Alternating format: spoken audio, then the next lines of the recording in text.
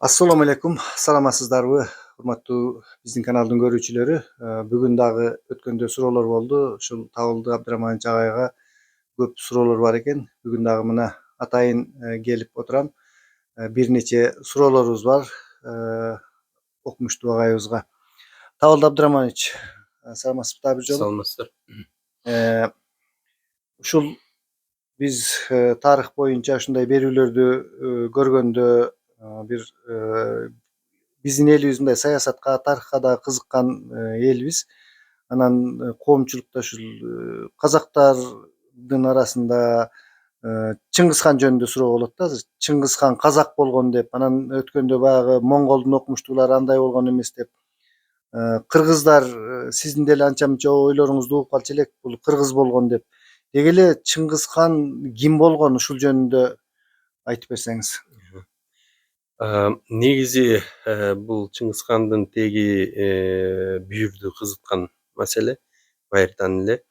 Албетте эми Чыңгыз хан ушунчалык атактуу баягы адам болгондон кийин баардыгы кызыгат.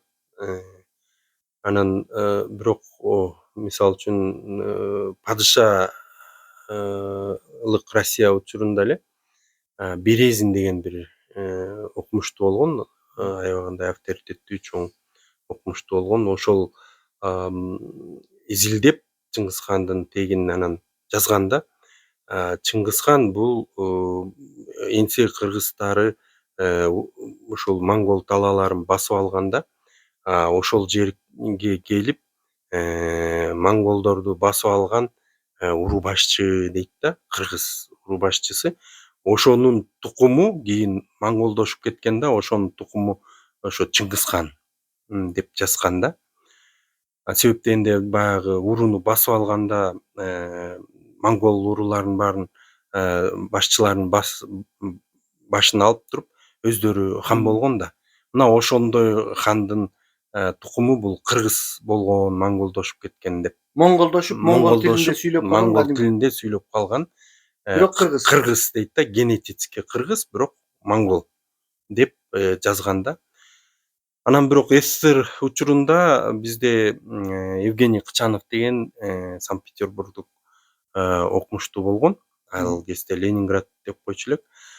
Ошол дагы изилдеген да, ошода изилдеп анан жазган Кыргызстан Чыңгыз хан чын эле монголдошкон кыргыз болушу мүмкүн деп жазган да. Себептен де ошол кыргыздар ошол монгол талааларын мындай көп убакытка чейин билик жүргүзүп турган. Анан алар өздөрү монголдошкон, монгол уруларын чаап алып, анан ошого монголчо сүйлөп калышкан деп жазган да. Анан эми кийин мына азыр биз баягы көз карандыбызга чыккандан бери казактар аябай Чыңгыз хан бул кыргыз казак болгон, биздин ата бабабыз деп ошондой мындай жазып жүрүштү. Мына жакында эле Алтын Ордону баягы казактардын мураскери катары жарыялап атышат. Себептен де Жучи жана улуу баласынын баягы элиги деп жатышат да. Анан бирок монголдор ага да каршы чыгып атат, буряттар да каршы чыгып атат. Бирок мен дагы бул маселеге баягы кызыгып изилдеп көрдүм. Себептен де баары бир жанагы монголдор доорунда кыргыздар ошол улуу талааларда, монгол талааларында жашап аткандыгы жөнүндө айтылат, монголдор менен баягы коңшу тургандыгы жөнүндө айтылат. Анан ошого мен дагы кызыгып карап көрдүм, бирок мен бир аз башкачараак карадым. Мисалы үчүн булар жанагы Березин менен Кычанов баягы Алангова Чыңгыз хандын 9-чу чоң энеси. Алангованын жанагы теңирден төрөлгөн же болбосо айдын нурунан төрөлгөн баягы 3 бала жөнүндө айтат да. Алтын урук, ошондон тараган алтын урук. Мисалы үчүн Чыңгыз хандын уругу Боржигиндер. ошолордун тарашын карап туруп анан айтат да жанагы асма эмеден айдын нуру боз үйдүн түндүгүнөн кирип анан Алангованын жанагы маңдайына таң атканча отуруп анан таң атканда кызыл ит болуп кайра боз үйдүн эшигинен чыгып кеткен. Мына ошондо күндүн айдын нурунан түшкөн нурдан анан Алангованын баягы боюна бүтүп анан 3 бала төрөлүп, үчөө тең ак жумал, көздөрү көк, Монголдорго окшобогон. чачтары кызыл болуп, монголдорго окшобойт. Анан монголдордун баары таң калат да бул кандайча ушундай болуп калган деп анан сурайт да Алангоодон, ай сенин эриңдин өлгөнүнө канча болду? А сен кандайча ушул 3 баланы төрөдүң десе, ал айтат, мен деген күн сайын түнчүндө баягы түндүктөн бир нур түшөт. Анан ошол нур менен кошо бир ак жумал кишинин сөлөккө түшөт да анан ал дайыма менин жастыгыма жанына отурат таң атканча, таң атаарда эшиктен чыгып кетет, кызыл ит болуп деп айтат да. Анан ишенбесеңер карап көргүлө дейт. Анан баары тең отуруп алып кызыккандар күтүшөт түшүндө күтүштү. Анан чын эле бирөөлөр көрөт да ошентип баягы эл көрөт. Мындай нурдун түшүп баратканын көрөт. Анан жанагы ак жумал кишинин сөлөккө түшкөнүн көрөт да анан чын экен деп ишенип калышат да анан айтат да ушул 3 баладан демек кийин бир уул төрөлөт. Ошол уул бүтүндөй монгол урууларын бириктирип чоң монгол мамлекетин курат деп бир жоромолдоп, жакшыга жоромолдоп коюшат. Анан жанагы Чыңгызхандын атасы Эсүгей баатырдан Чыңгызхан төрөлөт да.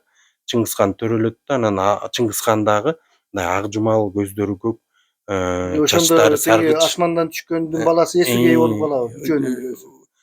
Эсүгей ошондо 8-чи 8-чи мууну. мууну, анан 9-чу бул Чыңгызхан. Жок, 9-чу мууну Чыңгызхан 10-чу болуп төрөлүп атат да.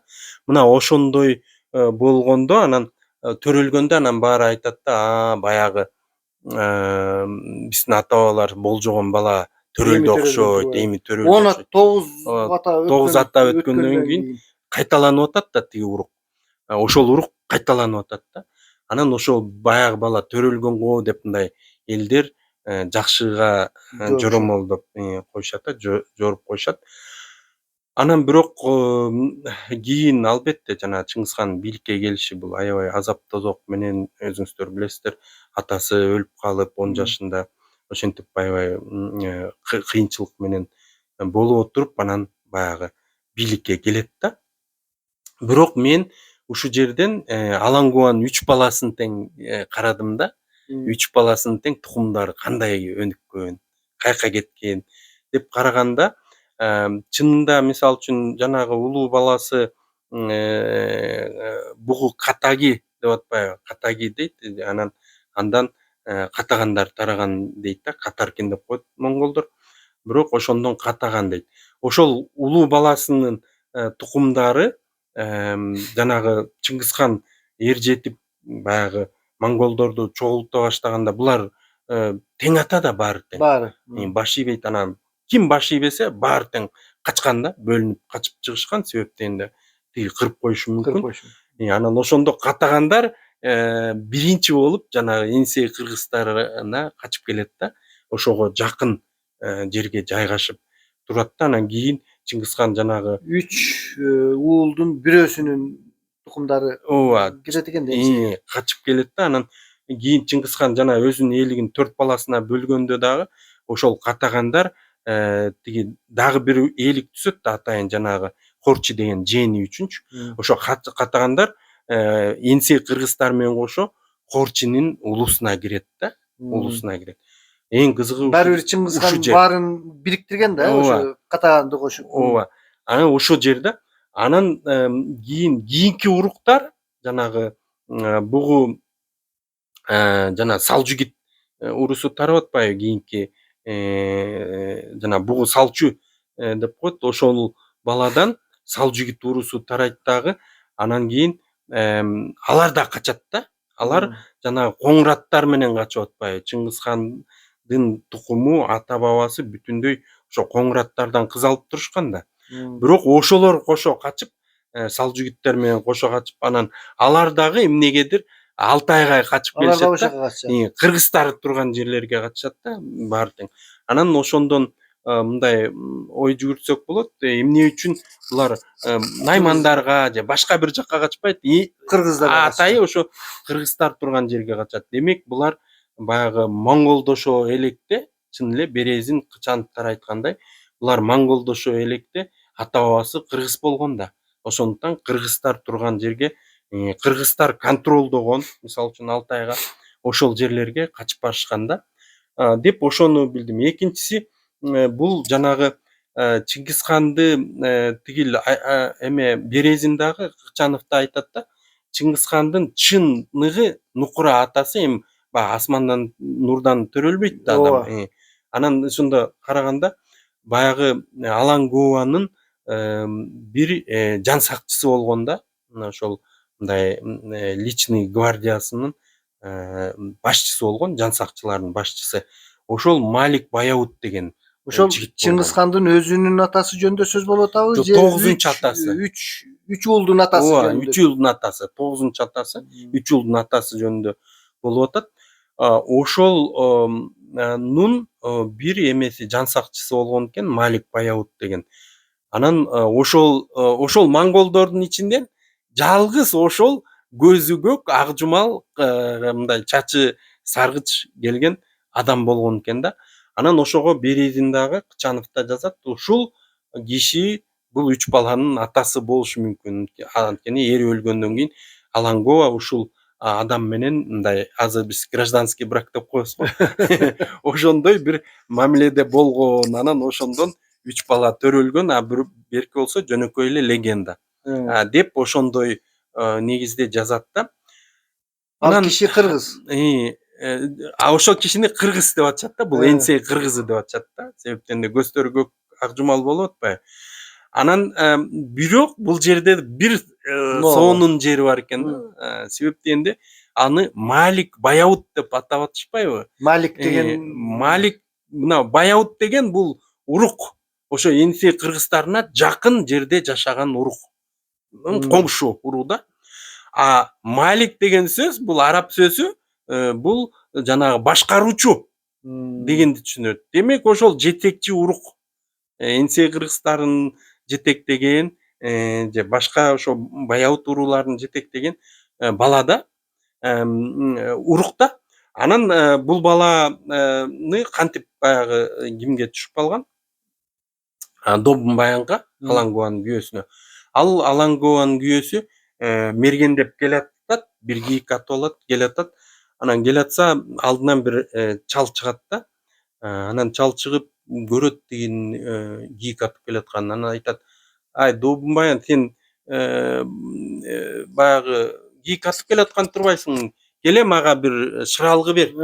Анын акысына мен мына баланы берейин. Бир 12-14 жаштагы бала, бул сага кол жаракка жарап калды.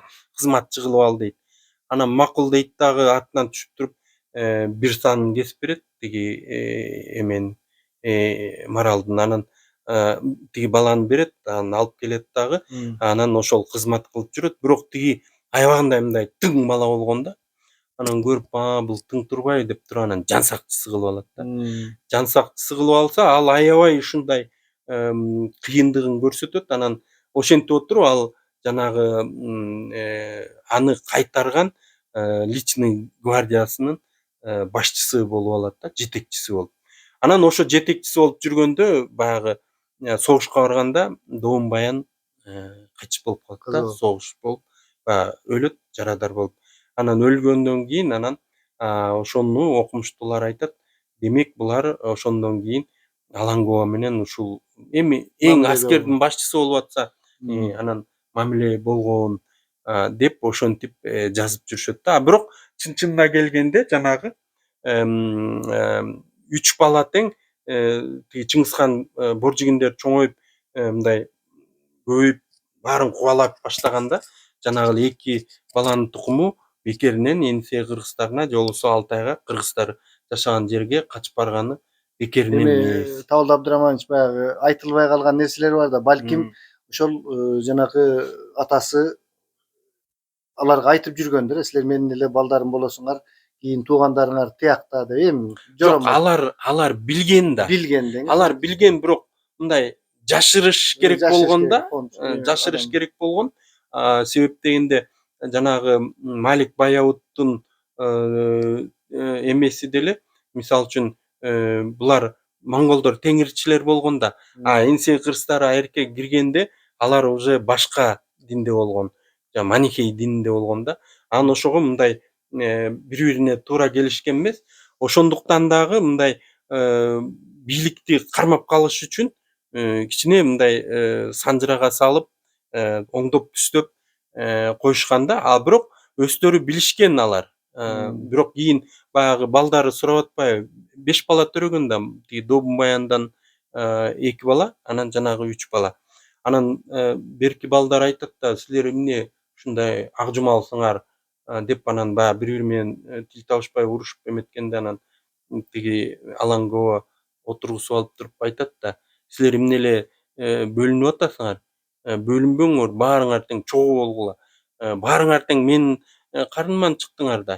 Эмнеге силер эми талашат экенсиңер? Сен кимсиң, сен кимденсиң деп талашат экенсиңер деп, баягы буларды мындай баягы достоштуруп, бириктирип койгон жери бар да. Бирок албетте булар билген, ошол Малик Баяуттан экен. Бирок ушундай кылып санжырага салып, баягы эненин ролун көтөрүп, Алангова бул Чыңгызхандын баягы ата бабаларын мындай төрөгөн баягы эне катары, анан тигилерде да бөлүнүп кетпегендей, бири-бирин бөлүнүп кетпегендей кылып баягы эметип коюшкан да. Бирок мына ошондой жагы бар экен да. Ошого мен дагы мындай жазып атам, бул Чыңгызхан чын эле баягы кыргыз болгон, монголдошуп кеткен кыргыз болгон деп. Себеп дегенде жанагы Аланговадан бери карай сүргөндө, булардын ата тейин сүргөндө 7-чи окумуштуулар 7-чи же 6-чы деп ошондой жазышат да. Ошол жерге келгенде бир кызык окуяга бар, бизге ошону таржымалдап мындай чечмелеп алганга мүмкүнчүлүгүбүз бар экен да. Мен ошол жерин да таптым. Анда ушул жанагы 3 баланын уруктары мынтип тарап келатат да.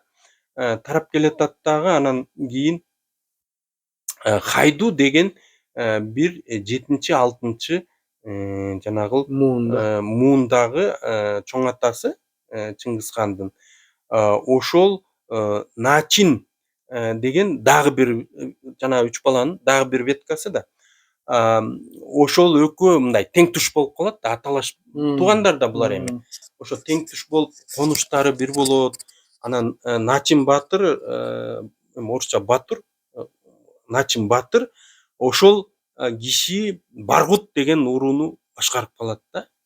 Ошо монголдор доорунда ушул Бурятия, ушул тараптын баарын алганда Баргужин Токум деген бир чоң область болгон да. Мына ошол жерге кирет бул Баргуттар. Окумуштуулар айтат, ушу Баргуттар Баргужин Токум деген областтын түзүүчүлөрү дейт да. Ошонун негизинде ошонун атынан коюлган деп жазышат да. Анан Баргут бул кийин Мангут же Мангыт болуп кеткен деп жазышат да. Чындыгында эле жанагы эме Начин Батыр биринчи Баргуттарды башкарып жүрөт эле, анан кийин эле Мангытка өтүп калат да. Тиги кийин экөө алмашып башкарат. Кийин жанагы Хайду, Чыңгызхандын 7-чи же 6-чы чоң атасы. Ошо дагы Баргуттарды же Мангыттарды башкарып калгандыгы жөнүндө жазылып жүрөт да тарыхый булактарда. Анан мен таң калдым.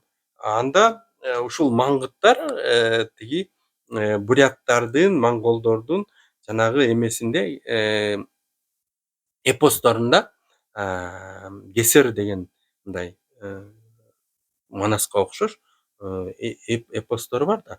Ошондо жазылып жүрөт кыргызстар менен мангуттар коңшу жашашат дейт да. Мындайча айтканда жанагы Баргүлжин токумда коңшу жашап аткандыгы жөнүндө жазышат. Муну монгол Тарыхый бурят булактар. окумуштуулары дагы жазышат да. Ошол жерге шилтеме берип, мына кыргызстар менен мангуттар жашап чогуу коңшу жашап турушат деп. Анан эң негизгиси жанагы хайду бийликке келгенде, мангуттарды башкарып калганда, ошондо булар жанагы жерлерин которуп, Онон дарыясына чыгып, жана Чыңгызхан төрөлгөн жергечи чыгып, ошол жерлерди ээлик кылып, калган учур экен да. Мындайча айтканда, элди чогулткан атасы ошол болуп калып атат да. Анан кийин барып эле жанагы Эсүгей баатыр болуп эле анан Чыңгызхан төрөлөт да. Мына мен ошол жерлерди чечмеледим дагы. Бардык булактардын баарын баягы коюп бири-бирине көрсөтүп, тиги жерде мынтип турат, бул жерде мынтип турат, көчүп конгон жерлерин көрсөтүп, анан жанагы кыргыздардын ошол жерде эме тиги Ус урусу болгонда, дал ошол жерлерде турган. Ошолор кийин монголдор келгенде Усутун Мангун деп аталып калышкан да. Усутун Мангун деп аталып калган. Бул урук ошол Чыңгызхандын ата бабасы менен баягы бүтүндөй легендаларда, уламыштарында жүрөт да. Ата бабалардын неме айтылыштарында дайыма легендаларында жүрөт. Анан мына ошого карап, мынакей кыргыздар дайыма ошол жактагы, ошол монгол талаасындагы монголдордун жанында кыргыздар дайыма мангуттардын жанында жүрүшөт. Легендаларында бардыгында айтылып жүрөт. Демек, чын эле жанагы Чыңгызхан бул монголдошкон кыргыз болушу толук мүмкүн. Анан жада калса, жанагы кыргыздар Чыңгызхан биринчи эл топтоп атпайбы? Биринчи эл топтогондо алар толук бойдон баары монгол болгон эмес да. Ошол жердегилер кыргыздар, башка түрк элдери ошолор деле кошулуп кирген да.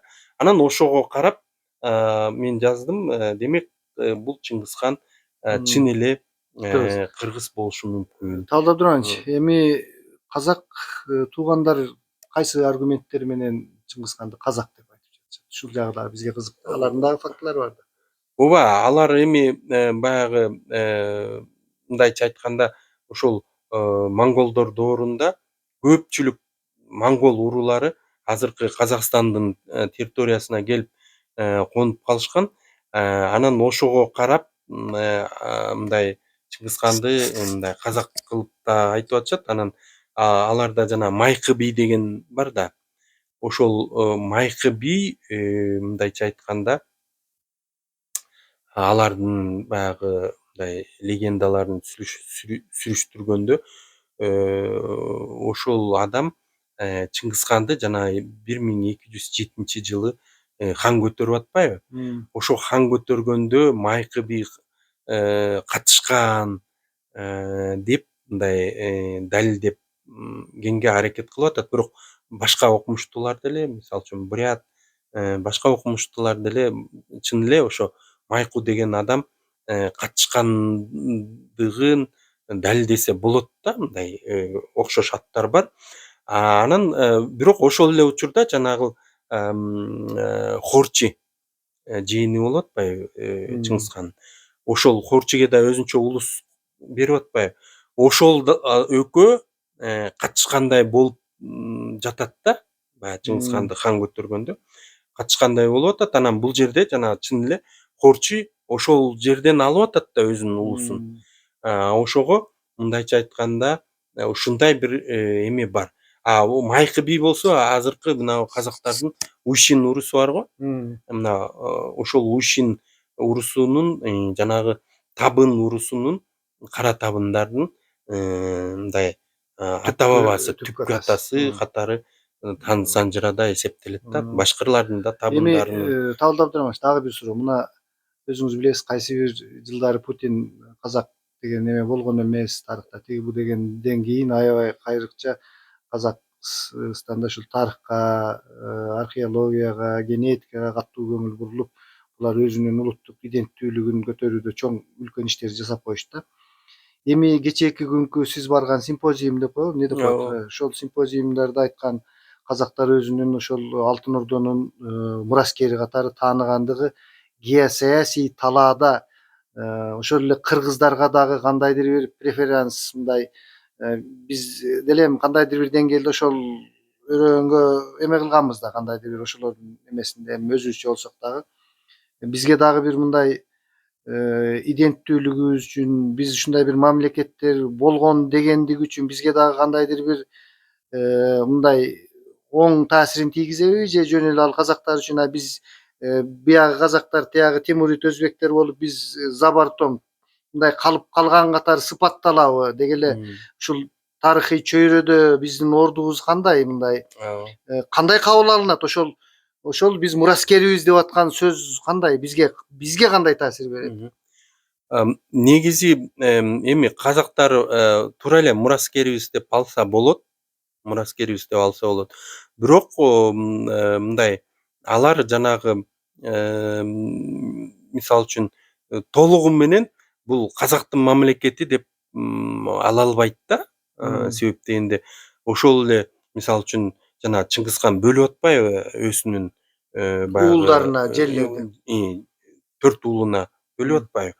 Ошондо Жучиге мына ушул аймак Дашти Кипчак мисалы үчүн ушул эме Алтын Ордонун жери Жучиге кетип атат да. Бирок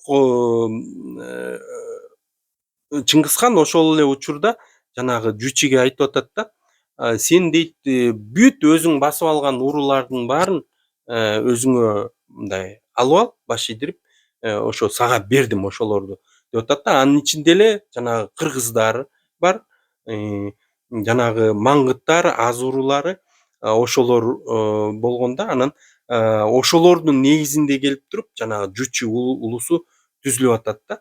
Мисалы үчүн жана айтпадымбы Усуту Мангун же болбосо Ус уруусу. Ошолор мындайча түркчө келгенде аз уруусу да. Мына Жучинин улусунун оң канатын Асширин деген уруулар башкарган да. Оң канатын. Ошолордун өкүлдөрү оң канатын. Сол канатын маңгыттар башкарган. Мындайча айтканда жанагы Жучи кыргыздарды басып алып атпайбы? Ошондо айтпадымбы эки уруу кыргыз анан маңгыттар коңшу турган деп. Мына ошолорду алып келип эле экөөнү эң негизги уруу кылып алып ошолорго таянып башкарып атат да.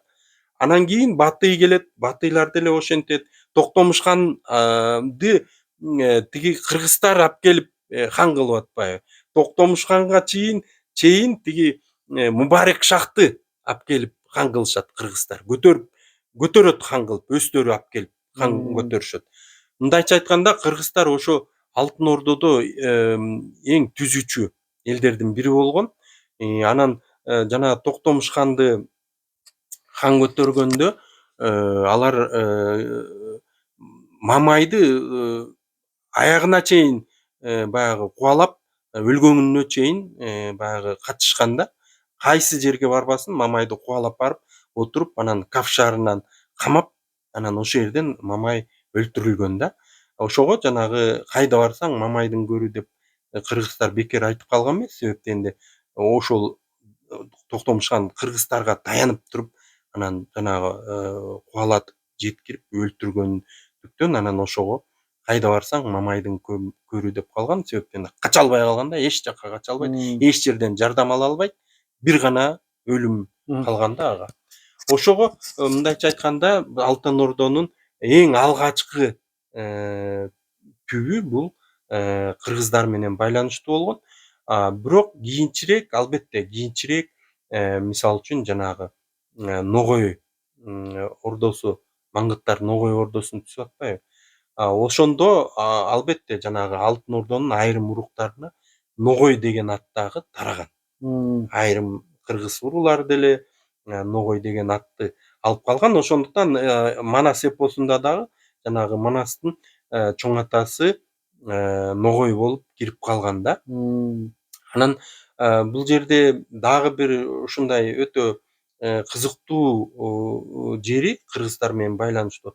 Жана Өзбек хан келип атпайбы бийликке. Өзбек хан бийликке келгени менен эски учурунда айтып койгон ушу өзбектер ошол Өзбек хандан тараган депчи. Бирок Алтын Ордодо Өзбек деген урук же болбосо уруу болгон эмес да, социалдык группа жок.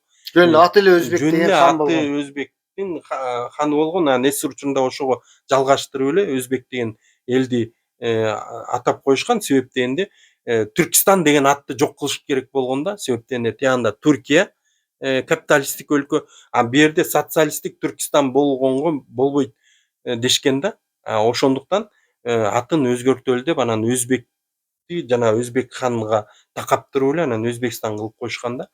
Чын-чынына келгенде Алтын Ордодо Өзбек деген социалдык группа жок. Буну мен эле айткан жокмун. Ошол симпозиумга барган орус окумуштуулар деле ошондой тезистерди айтып атышты да. Анан ошого мен айттым, ошондуктан дедим, жанагы Шейбаниттер, өзгөчө жана Абул Хайр хан анын оң колу Маңгыт болуп атпайбы? Бакас. Тиги Эдигенин небереси Бакас болуп атат. Анан ошолор бери карай жылып келатканда алар өзбек тилинде сүйлөгөн эмес да.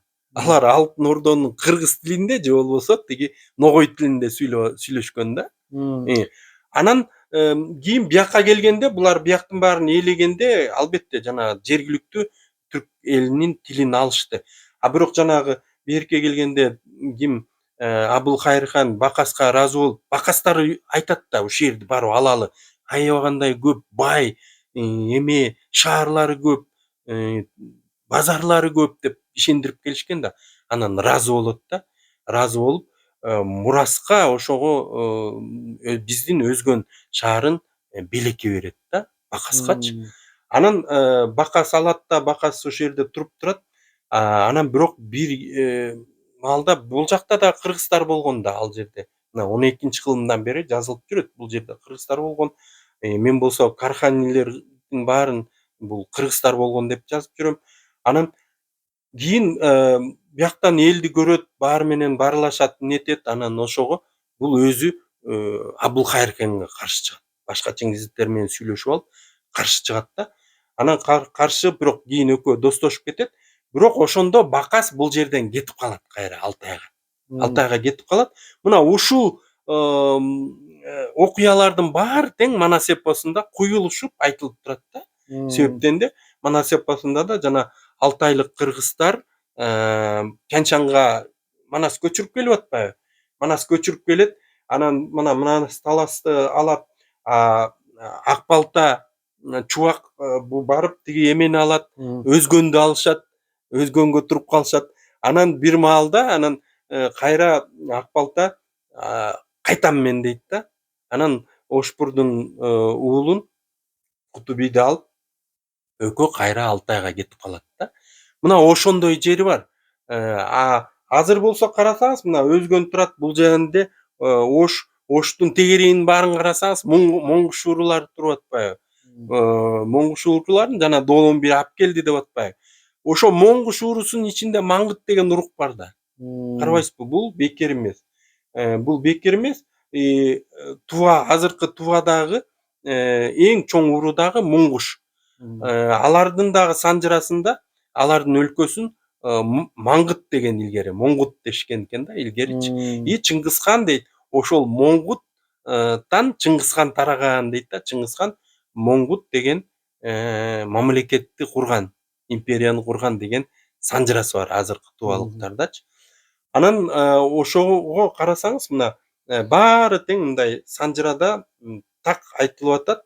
Анан жанагы тарыхый булакта Чыңгыз хандын ата бабасынын таржымалында Хайдуудан карай, Начин Батырдан карай сүрүштүрсөңүз, кыргыз Маңгыт дайыма бир жерде кездешип атпайбы?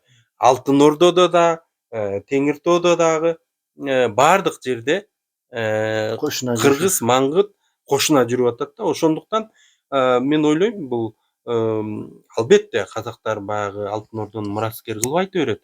Бирок Кыргыздын ролун Орду бар. биз тарыхчылар элибизге алып беришибиз керек да. Биз турушубуз керек, биз далилдешибиз керек, табышыбыз керек дагы көп нерселерди. Ошонун баарын алып чыгышыбыз керек. Мына мен могу китебимде ошонун көпчүлүк жагын жаздым. Керек болсо эме тамгаларына чейин окшош. Мына маңгыттар менен тиги Алтын Ордонун маңгыттары же болбосо жанагы Керейит деген уруулар бар. Алардын тамгалары баарын тең жаздым. Баары тең оп-окшош. Мындайча айтканда Алтын Ордонун эли менен Тянь Шандагы кыргыздар же болбосо Магалистан болгон да ал кезде. Магалистандагы кыргыздар менен бир эле эл болгон да. Бир эле эл болгон. Бир гана өзгөчөлүгү бул жерге келген элдер, мисалы үчүн жана Фергана өрөөнүндөгү элдер, булар мусулман болуп калышкан да. Мусулман болуп калышкан. Мына 12-кылымдан бери бул эмеде тарыхый булакта жазылып жүрөт. Бул жерде турган Бадахшанга чейин турушкан да. Ал эми 14-кылымда так жазылып атат да. Тиги Үтемиш Хаджи деген жазып атат. Кыргыздар дейт, Казань шаарынын жанында турат дейт. Абулхайыр хан болсо, ошол Казань шаарынын жанында кыргыздар турат. Анан беринде жанагы Тайбуга деген улус турган да. Ошол жерди басып алып атат да, Бакас Өкөч. Бакас Өкө басып алып туруп, анан кийин жүрүштү бияка жасап атышат да. Жүрүштү бияка жасап атышат. Ошондо карабайсызбы, Казан шаарын жанагы кыргыздарды, Алтайлык кыргыздарды бүтээлик кылып атат да жанагы Абулхайыр хан. Анан баарын тең сүрүп келип туруп Ошко биздин Ферганага көчүрүп салышы мүмкүн болуп атпайбы? Мындайча айтканда, бул жерде жана Тоолу Бадахшандагы кыргыздар, Ферганадагы кыргыздар менен бириктирип салып атат да булардын баарынчы. Анан кийин ошондо карасаңыз, мына Абулхайыр хан Бакастар кеткенден кийин кыргыздардын жайгашканын карасаңыз, мына бүтүндөй азыркы түштүк Кыргызстан тетиги эмеге чейин, тиги Бадахшанга чейин эпоста айтылып атпайбы? Түпкү жанагы көчүп келгендеги жерлер ошол дал ошол жерлер болуп атпайбы? Алай, Алай бүт Тоолу Бадахшанга чейинки жерлер баары айтылып атат да. Ошондуктан мен ойлойм, бул бекер эмес. Биз ошол тарыхыбызды сүрүштүрүшүбүз керек, изилдешибиз керек, Алтын Ордо менен байланыштырышыбыз керек. Бекерден кыргыздар мисалы үчүн жана эми Алтын Ордонун ханзадаларын алып барып хан көтөрүп атышкан жок. Ошондуктан дагы көп нерселерди изилдеп таап, кандайча болгондугун баарын такташыбыз керек деп ойлойм да. Анан жанагы эң негизгиси, мен ойлойм да, бул жанагы Аш Ширин уруулук союзу, булар кыргыздар болгон да, мунун ичинде 4 урук болгон. Аш Ширин, Бахрин, анан Кыпчак и Аргын. Азыркы казактардын аргыны. Анан карабайсызбы, эми ошондо мындайча айта келгенде, мындай өзү эле көрүнүп турат да. Жанагы Аш Ширин уру тобу жоюлуп кетип атпайбы?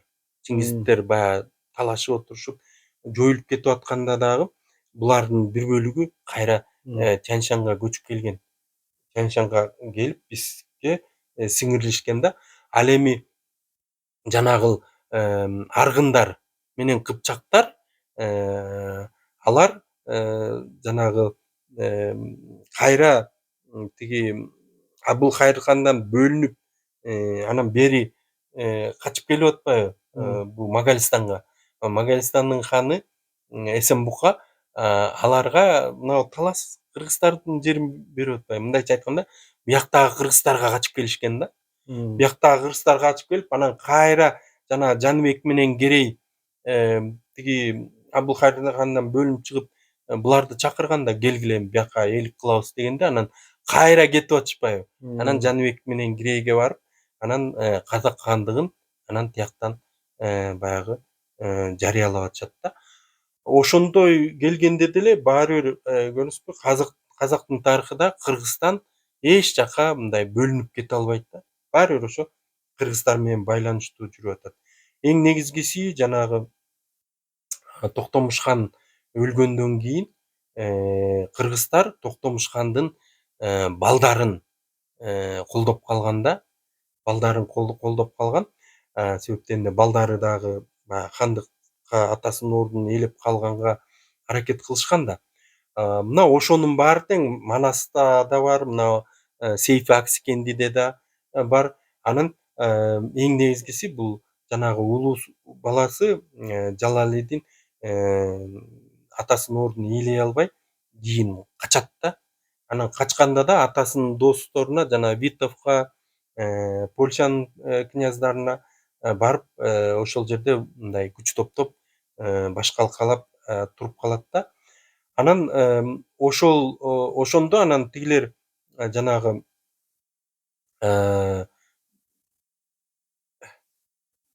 азыркы ошолордун тукумдары азыр Литвада бар, анан тиги Польшадагы кырым татарларында бар да. Анан ошолордун генинде кыргыздардын гени чыгып атат да. Жанагы биздин Эрайдын Айдын ошолордун генинде да чыгып атат. Бул дагы ошону көрсөтүп атат. Демек кыргыздар чын эле Токтомуш ханды колдоп турушкан. Анан андан кийин анын балдарын колдоп турушкан. Себептен да ошолор менен кошо барып тиерде баш калкалап бүгүн дагы ошолордун тукумдары ошол жерде туруп атат. И алардын генинен, алар да азыр татар дешет, бирок баары бир алардын генинен кыргыздын гени чыгып атат да. Бул дагы ошол көрсөтүп атат. Демек кыргыздар Алтын Ордо менен тыгыз байланышта. Эми Табыл Абдырахманович, биз 12-14 кылымдардан бул 18-кылымга, эми бул сиз бул жакты көп эле изилдебей жүрөсүз, бирок мындай суроо. 18-кылымда мына өзбектерден деп жүрүшөт, Миң уруусунан чыккан жанагы Шахрух би Кокон хандыгын кичинекей кылып түзүп, кийин кеңейтип, бул Шахрух бидин ушул кийинки Кокон хандыгында ушу соңку эле жаңы эле тарых болуп калат да, мындайча айтканда. Ал жерде дагы кыргыздардын орду аябай чоң экен да. Мына кийинки эле мына 19-кылымда деле жанагы сиз айткандай баардык жерлерде саясий чечимдерди чыгарып, хан шайлаганга чейин кыргыздар кандайча анан ушул Шахрух бийлердин өзүнчө Бухара эмираттыгынан, эмираттык болгон да, бөлүнүп, баягы Чыңгызидтердин таасири кандайча жок болуп калат ошол жерде. Ошол убакта казактар кандай болуп турат, кийин жанагы Кенесары хандын бизге баскынчылыгы кантип анан биз казактардан бөлөк болуп калдык дегендей суроо да. Эми негизи баягы Кокон хандыгынын түзүлүшү да өтө кызык. Себептен де Шахрух би өзү эле бийликке келип кала албайт болчу.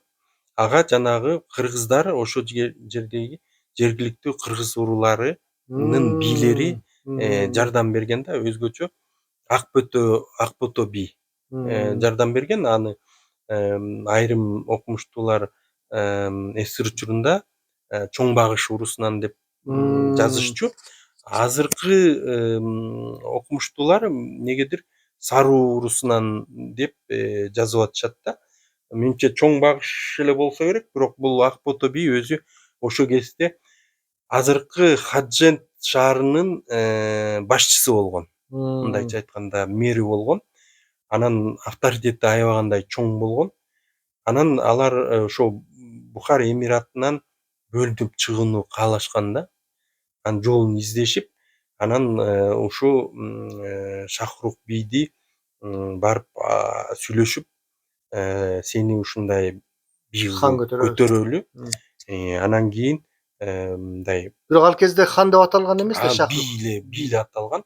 Анан биз өзүнчө элик болуп чыгалы деп, анан тиги макул болот дагы. Анан дагы 1-2 баягы бийди чакырат, кыргыз бийлерин. Анан ошолор чогулуп тигини колдоп туруп бий кылып көтөрүшкөн. Хандык болуп баягы кийин баардык жерлерди Фергана өрөөнүн басып алгандан кийин анан хандык болуп жарыяланган. Бирок эң башында ошо би катары гана мындай көтөрүлгөн да. Анан бунун кандай бир себеби болгон, эми баягы тимуридтерге мындай жакындаштырып, баягы сүрүштүрүшкөн го деп ойлойм. Себептен жанагы Шахрух бийдин эмесинде, генеалогиясында жазылып калган да, бирок аны кийинчерээк китепке түшүрүшкөн. Бирок мурдараак балким Озеки тимуридтер менен байланышы болгон болсо керек. Ошондо жазып атат, бул Шахрух бийдин ата бабасы Султан Бабурга Алтын барып бешик тиеп, легендасы алтын ошонун бешик, немесине калат ооба, экен да. алтын бешик легендасын жазышып, ошо алтын бешиктин тукуму Шахрух бий дешип, анан ошол тез жайылган да баардык элге. Тез жайылып, баягы бийликке келиштин жолу оңой, бирок бекитип калуу өзүнө өтө татаал да. Ошондой легенда менен оңой ал бат тарагандагы элде оозунда жүргөн легенда болсо керек. Анан ошону менен бат тараган. Анан мен ойлойм да, эмне үчүн ошо кыргыз уруусунун же болбосо Ак Бото бийдин өзү Өзүн көрсөткөн өзүн эмес. көрсөткөн эмес. Анткени жанагы легенда же болбосо тимуриддер дин тукумун кыргыздардын ичинен таба алышкан эмес болсо Табалышкан керек эмес. да. Мисалы үчүн, эгерде таластык уруу болсо, Бир эле байланыш болгондо өзүбүздөн шайлап алмак экен да. жок, мындай таластык уруулар, саруулар ошол жакта болгондо, анда албетте таластык уруулардан бирөөнү, мисалы үчүн Шерали хандын тукумдарынан бирөөнү таап туруп эле шайлап алышы мүмкүн болмок да. Бирок андай эчтеке таба алышкан эмес. Шералы бирок таласта чоңойгон. Таласта чоңойгон, бирок ал бирок тиги Шахрух бий аркылуу тукум болуп калып Тукум атат болуп да. калат, миң тукуму. Ошол кезде Бабурдан түз кыргыздын ичинен тукум таба алышкан эмес болсо керек да. Анан легендада бирок ошол Бабурдун тукумдары кыргыздардын ичине түшкөн эмес. Ошого тигилерден Шахрух бийди Ошол сиз айткан орто кылымдардан ушул соңку 19 кылымдарга чейин эле кыргыздар ошол хандыктын, ордонун саясий технологдору болгон экен да. Ооба. Күч менен каалаганын хан көтөрүп, кааласа кетирип. Ошондой болгон да. Анан албетте бул жерде жанагы Бухар эмиринин баягы ханзадаларынан бирөөнү алып деле баягы жасашса болмок да. Анда андан бекем болмок да. Анан Бухар эмирлигине анда тап берген болуп калмак да. Биякта элдин баары сүрүлүп, Бухар эмирлигин жок кылып канга чейин аракеттер болмок да. Бул жерде ошо Бухар эмирлигинен бөлүнүп чыгабыз деген эле бир аракет болуп калган да. Эгерде бөлүнүп чыкпай, ошол Бухар ошолордун бирөөсүн кылганда аябагандай мындай масштабдуу чоң империя болмок экен. Масштабдуу империя түзүлүп кетмек да. Ошол кезде бул чөлкөмдө бир чоң империя түзүлүп кетмек да. Мына ошондой жагы. Ал эми казактар менен кыргыздар, биз ушул өзбек, кыргыз, казак элдери тарыхыбызды кайра жазышыбыз керек да. Кайра жазышыбыз керек. Себептен СССР учурунда, мына мен канча 20 жылдан көп болуп калды. Изилдөөлөрдү жүргүзүп келип атам. СССР учурундагы теориялардын баары тең туура эмес. Туура эмес. Бизди баягы 16-кылымда гана эл болуп калыптанган кылып, мындай байыркы болушпасын дешкен да. Байыркы, анан мамлекеттүүлүккү бар эл катары болбосун деген. Мисалы үчүн өзбектер Амир Тимурга далдап алса, айлана тетиги Кавказга чейин алып атышпайбы? Ошондой болбош үчүн 16-кылымга жылдырып коюшкан. Казактарды деле Алтын Ордого же Чыңгыз ханга жармашып кетпесин деп, аларды дагы Киевке чейин барып кетишет деген. Киевке чейин кетет. Кыпчактарга жармашса андан беш бетер. Ошондуктан ошондуктан буларды деле мындай алыстатып койгон. Мен ойлойм, биз кайра жашашыбыз керек. Мен азыр мына изилдөөлөрүм боюнча биз улуу түрк каганатынан башташыбыз керек. Үч элдин тарыхы, мындай бир кеткен тарыхы бул улуу түрк каганатынан башталса туура болот да. Себеп дегенде алар бул жерге келет дагы анан жанагы бул жерди басып алгандан кийин Тянь-Шаньды тиги эфталиттерди талкалап атпайбы, мына Орто Азияны бүт каратып турган. Вот эфталиттерди талкалагандан кийин анан бул жерге чыгыштан бир топ түрк уруулары келген да. Анан бул жер жанагы түрктөштүрүлө баштаган. Бул жерде уруулар, перс уруулары өзгөчө түрктөштүрүлө баштагандагы кийин ошол уруктар эле мына өзбектерге, казактарга, кыргыздарга кирип атат да курамыначы. Ошондуктан биз ошондой кылып баштасак, мына азыр үч мамлекет чек арасын чечип алды. Казакстан, Өзбекстан, Кыргызстандын ортосунда бир дагы мындай чек ара жөнүндө проблема жок. Жада калса Тажикстан менен жок. Ошондуктан биз ушундай кылып түзсөк, анан мен ойлойм, мына азыр булар мындай символдук түрдө борбор катары Түркстан шаарын алып атышпайбы? Түркстанга келип атышат дайыма, ошол жерде жолугушууларды өткөрүп атат. Мен ойлойм, ошол Түркстан шаарына Истеми Каган менен Бумындын эстелигин коюшубуз керек да. Анан Самаркандка болсо Истеми Кагандын эстелигин коюшубуз керек. Себеп дегенде Самаркандды Истеми Каган алган да. Алып, анан ошондон баштап, анан жанагы түрктөшүү мындай катуу жүрө баштаган да. Буга чейин деле түрктөшүү болгон. Мисалы үчүн жанагы хундар доорунда хундардын бир бөлүгү келип ушул Самарканд, бул Бухара, бул Фергана өрөөнүн ээлеп түрктөштүрүү ошондо деле болгон. Бирок бул жерде баягы каганат түзүлүп атпайбы? Истеми Каган каганат. Талдап турганчы ошол байыркы сиз айткандай тиги Чыңгызхандын убагындагы ошо сиз айткан жанагы кыргыз деген уруулардын тили менен ушул сиз айткан азыркы соңку түрктөшүү улуу түрк каганатындагы элдердин тилдеринин окшоштуктары барбы же ал кездеги кыргыздар башка тилде кийин түрктөшкөндөн кийин биз азыркы тилде болуп калдыкпы? Ооба, бул жерде мындай да, бул жерде биз Махмуд Кашгариге таянабыз. Ал ошол кездеги түрктөрдүн тилин эки диалектке бөлгөн да. Биринчиси азыркыдай эле, биринчиси й тыбышы менен, мисалы үчүн биз жок десек, өзбектер yok дейт да. Же болсо ал кезде огуз уруулар деп айткан. Огуз уруулары, карлуктар yok деп айтат дейт да. Мындайча айтканда йоттошкон тил менен же болбосо диалект менен сүйлөйт. Ал эми кыргыздар, ошол кездеги кыпчактар, башка элдер, алар жок менен ж менен же болбосо жок деп айтышат да. Мына азыркы эле кыргыз менен казак, мына кумык, башкалар жок деп айтабыз да. Ошого ошондой эки диалектте деп айтышкан да. Анан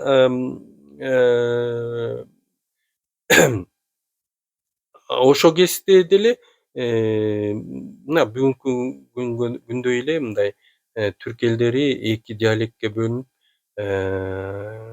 сүйлөшкөн. Мен ойлойм, бул хундар доорунда деле ошондой болсо керек, эки диалект болсо керек. Анан рун жазмаларында эми ал жерде жанагы жазылыштары мындай кичине башкача, бирок ошол кезде деле мындай эки диалект болгон да. Мисалы үчүн талдап турмайсызбы? Сиз түрк элдери деп айтып атасызбы, түрктөр келди деп. Кыргыздар жөнүндө ага чейин эле айтылып келатат, мындай ошол терминдин ордуна кыргыз тектүү элдер деген термин барбы жокпу? Жок, биз азыр мындай тилди бөлгөндө бул ушундай талкуу жүрүп атпайбы азыр мына Козодой профессор Козодой жазгандан бери бул кыргыз тилдүү деп айтышыбыз керек деп айтып атпайбы. Анан түрк тилдүү, анан түрк дегенди таза эле колдонбош керек деп ошондой чоң талкуулар болуп атат. Бирок бул Илимий бул чөйрөдө бул сөзгө бул тартипке биз атам замандан эле жанагы түрктөр улуу түрк каганатын түзгөндөн эле ушинтип калган да. Себептен де бул ушундай кабыл алынган. кабыл алынган.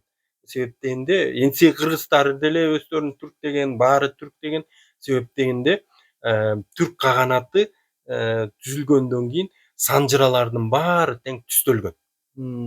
Санжыларлардын баары тең түрк атадан кетип калган да.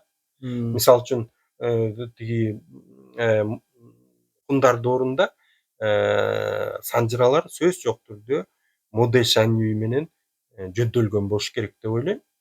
Модешани ошондуктан жана Огуз ханды Модешани менен да прототип катары карап атышпайбы. Ошондой болуп жөндөлгөн, бирок түрк каганаты түзүлгөндөн кийин санжыралардын баары тең түрк деп түзүлүп калган да. Кыргыздар деле өздөрүн түрк деген, баары түрк деген. Ошондуктан муну оңдоонун деле кажети жок. Себептен де биз канчалык оңдогонубузда деле биз ишке ашыра албайбыз. Ишке ашыра албайбыз. Бул деген бүт элдердин канына сиңип кеткен. Бирок бул жерде жанагы бул бизди бөлүнүүгө алып келет. Бөлүнүүгө алып келет. Биринчиден анан бири-бирибизден итиркенүүгө алып келет. Бири-бирибизди түрк элдери бири-бирин итиркенип калышы мүмкүн. Анын бизге кереги жок. Бирок биз жанагы илимий негизде мисалы үчүн түрк дооруна чейинкини ошону мындайча кыргыз тектүү деп алсак мындай болот да.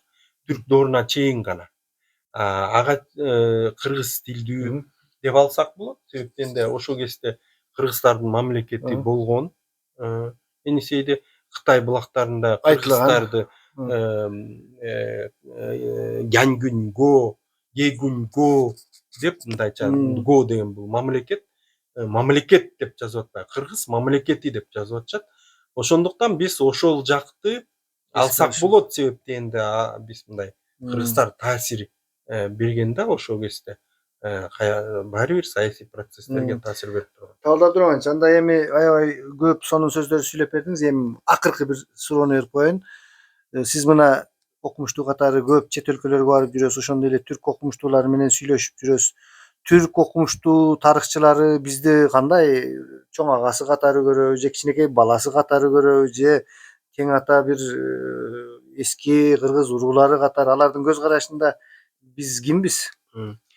Эми чынына келгенде мындай окумуштуу тараптан эч кандай деле мындай бөлүнүү же болбосо басмырлоо байкалбайт да. Байкалбайт. Баары сый урмат менен анан өзгөчө кыргыздар, улуу эл, байыркы эл дегенди байкап турасың. Бирок жанагы саясатка келгенде кичине баягы эме бар.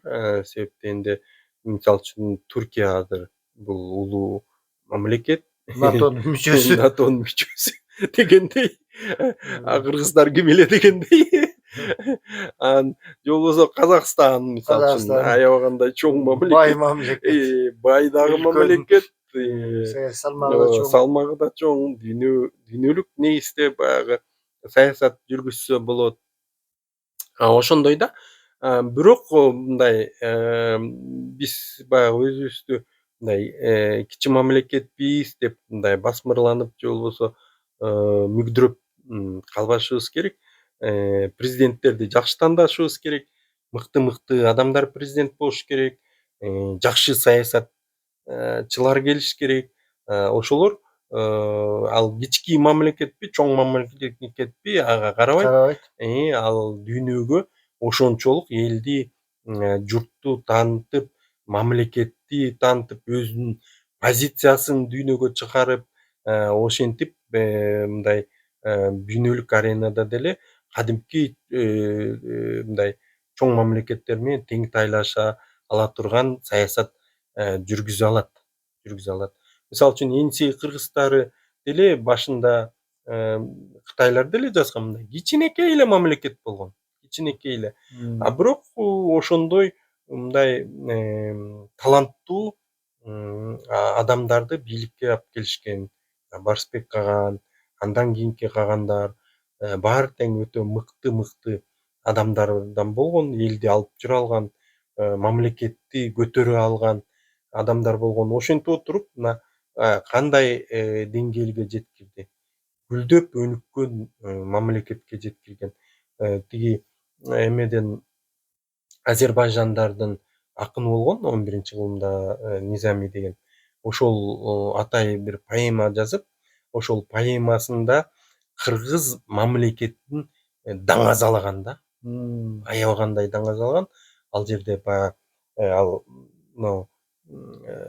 Александр Македонскийдин Борбордук Азияга келгендиги жөнүндө жазат да, анан айтат ушундай, ал угат да ушул эме Моголистанда кыргыздар чыгышта ушу кыргыздардын мамлекети бар деп угуп жүрөт да, анан ошого барсам деп анан барат. Анан тип киргенде эле ушунча таң калат да, базарлары, магазиндери, аябагандай соонун кооздолгон көчөлөрү, соонун мындай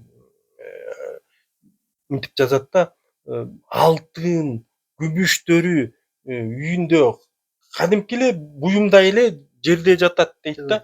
Эч ким аны тийип да койбойт дейт. Ушунча бай булар дейт. Же болбосо базарларында дейт, жанагы күркөлөрдү же болбосо магазиндерди жаппай эле эшигин ачык эле таштап кетип калат дейт сатуучулары. Эч ким тийбейт, эч ким Токчулук. мындай албайт. Ушунча бай, токчулук заман деп ошентет да. Анан Александр Македонский ошонун баарын кыдырып көрүп келатат дейт да. Көрүп ушундай элдин ушунча топук жашаганын көрүп аябай таңыркап жатат деп жаткан жери бар да. Мына ошондой мамлекетке жеткирген биздин ата бабалар, баягы хандар ошондойго жеткирген да. Мына ошондой негизде аракеттенишибиз керек. Ошондуктан биз тарыхыбызды аябай изилдеп, мына казактар Алтын Ордону бекеринен мурас кылган жок. Алар дагы өзүнүн баягы жаш муунун өспүрүмдөрдү өстүргөнгө, бир таарим тарбиялап бергенге жакшы, патриоттук сезимдерин көтөргөнгө жакшы деп ошого барышты. Биз дагы ошол Енисей кыргыздардын тарыхын, Алтын Ордонун тарыхын, башка кыргыздар кайсы Караханилер мамлекетиндеги тарыхты, кыргыздар менен байыркы сактардын байланыштарын, мына ошолорду ачып бергенге аракет кылып, тарыхка акчаны аябаш керек мамлекет, өзгөчө көңүл буруп, акча бөлүп атайын, балким керек болсо кээ бир доорлор боюнча тарыхчыларга атайын тапшырмаларды берип, ошолорго акча бөлүш керек деп ойлойм. Мына ошентип баягы байытышыбыз керек. Тарыхыбызды, руханий маданиятыбызды байытышыбыз керек. Ошондо мен ойлойм мындай өтө жакшы болот, мындай сыймыктуу болот элге. Эл да сыймыктанып, анан жаш өспүрүмдөрдү тарбиялоого, мына мектеп жашындагы балдарды тарбиялоого өтө көп мындай мүмкүнчүлүктөр түзүлөт деп ойлойм да. Мына азыр кандайдыр технологиянын доору болуп атат. Жаштар телефондон чыкпайт. Анткени биз тарыхыбызды ошончолук ачып бере албайбыз. Кызыктуу эч нерсе жок. Биз тарыхыбызды ача албагандыктан кызыктуу чыгармалар жазылбайт, кызыктуу кинолор тартылбайт жаштар өспүрүмдөр баягы эметиш үчүн. Анан кызыктуу жаштар үчүн, жанагы кичинекей өспүрүмдөр үчүн аңгемелер жазылбайт. Анан биздин мына бала бакчаларда кантип өстүрүп атышат. Алар алат деле видео жанагы батыштын мультфильмдеринин баарын коюп коюшат. Алардын баары орусча. Орусиянын мультфильмдеринин баарын коюп коюшат. Кыргыз мультфильмдери жок. Анан кийин ошонун баарын көрүп отуруп эле тиги Алайдагы, Баткендеги, Ат башыдагы бала бакчаларда эч орус жок жерде эле баары тең орусча сүйлөп калып атпайбы. А ошондуктан мамлекет ушундай негизде аракеттениш керек.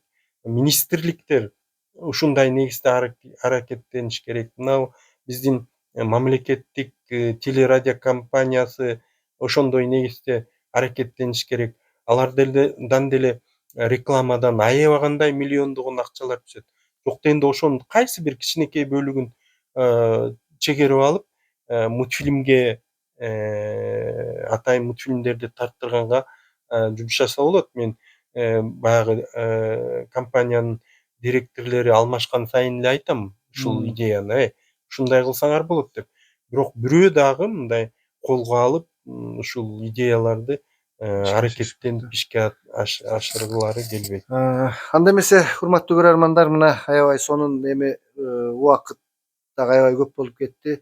Дагы Табылды Абдырамановичте көп суроолорубуз болот алдыда улуттук идеология жөнүндө, билим берүү жөнүндө, азыркы саясий кырдаал тууралуу бул кишини билесиздер, өтө саясий талдоочу, күчтүү. Көп суроолорубуз болот. Суроолоруңуздар болсо жазып койсоңуздар, дагы мүмкүнчүлүк болсо сурап, суроо жооп. Сизге чоң рахмат. Чоң рахмат. Анда саламатта калыңыздар.